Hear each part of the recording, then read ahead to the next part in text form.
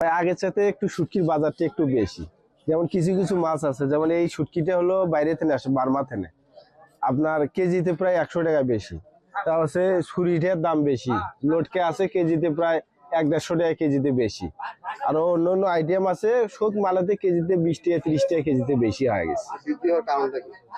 ভাই আমদানি কম, তার জন্য বেশি। পেঁচা বিক্রি ভাই একজনের একরকম, কেউ হয়তো 30 বেচে, কেউ 40,000 বেচে।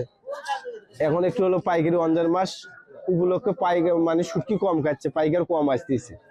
আমরা বিভিন্ন বাজারে দোকানদাররা এসে আমাদের থেকে শুটকি নিয়ে যায়, আমরা পাইকারি সেল করি। সেক্ষেত্রে অঞ্জার মাস উপলক্ষে মানে শুটকি কম খাচ্ছে, সেজন্য বেচা কিনে একটু কম। এই বাজি বুঝি খাওয়া নিয়ে ভালো লাগে, সেজন্য কিনে নিলাম। এই খাওয়ার জন্য নেই। তরকারি দিলে গেলে তরকারিটা মজে, এগুলা মোটামুটি ভালো। শুকনা মাছ হিসেবে মোটামুটি ভালোই লাগে।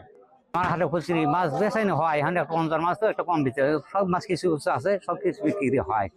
চেলা আছে, চান্দা আছে, পুটি আছে, ইসিয়া আছে, কাকসিয়া আছে, অনেক বিভিন্ন কোনো মাছ আছে।